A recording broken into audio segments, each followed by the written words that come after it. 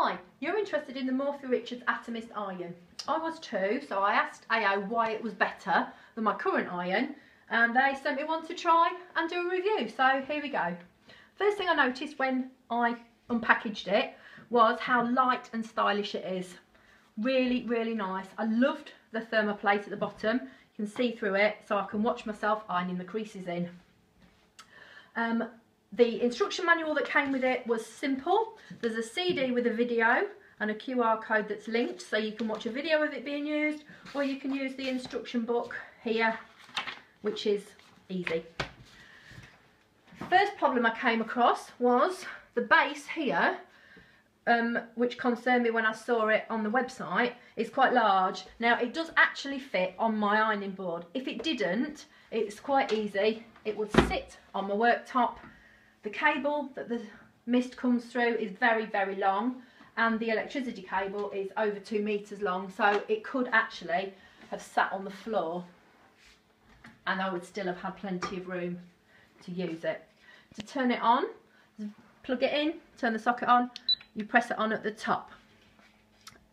The lights here where you control the temperature, cold iron, a 1, 2, or maximum heat, the 3. This is guided by your clothing label. There'll be a picture of stars on the iron, basically 3 stars, put it on number 3. While it's warming up, you'll know when it's ready because there's an audible beep. While it's warming up, I'll show you the main feature that I liked. My conventional iron used to be a steam iron. I live in a very high hard water area, so it used to get scaled up very, very quickly, and I used to find when I was using the steam, my clothing would come covered in limescale. You do not have that problem with this iron. There is no steam. It's all done through the, it's to temperature now. It's all done through the vapour. You fill that up by taking out this tank. You fill it up through this section in the top via the tap water. It's built to use tap water. They do recommend that you don't use the ironing water with the aromas in, or refrigerated water or defrosted water. Fill it up. Once it's full, you get 2 hours ironing time, which should be sufficient for anybody. Then you just slot it back in. Job's done. The iron will turn itself off after 10 minutes, so if you've left it to heat up and then you get distracted, it turns itself off.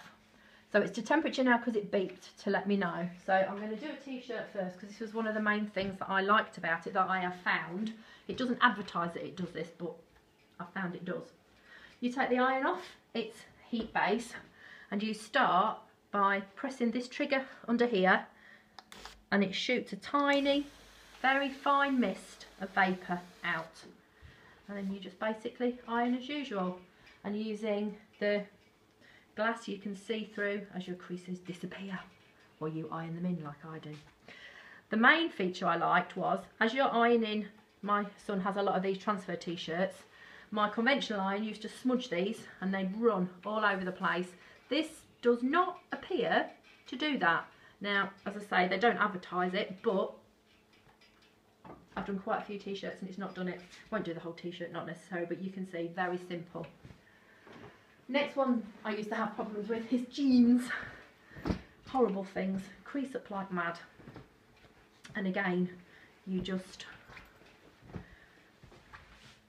take your iron off, check it's on the correct temperature, very fine spray across the area, and iron as usual. Now, if you have a stubborn crease, you can re-spray it to give it a little bit of extra vapour. And as you can see, quite easily, pretty good job. So it goes back on its stand, get rid of that. Now when you finish, you can turn it off using the controls on the top. Just press it till it beeps, and it's now switched off.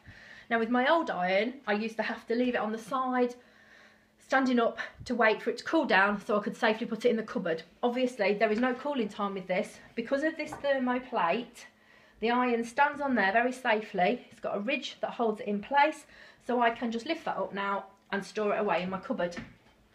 The electricity cable fits into the back of the iron, curls up, fits in the back for easy storage, just slides in the base, and this just will fit around there like that. As that, and so that will go in my cupboard. This could cause a problem if, like me, you used to hang it on the back of a door on an ironing board storage hanger, but as long as you've got enough room for that to go on a shelf, it's not a problem. It's extremely light, not heavy at all. I've done a pros and cons list for you. Hopefully this review has been useful and it will encourage you to purchase what I think is an extremely good idea of an iron. Thank you for watching.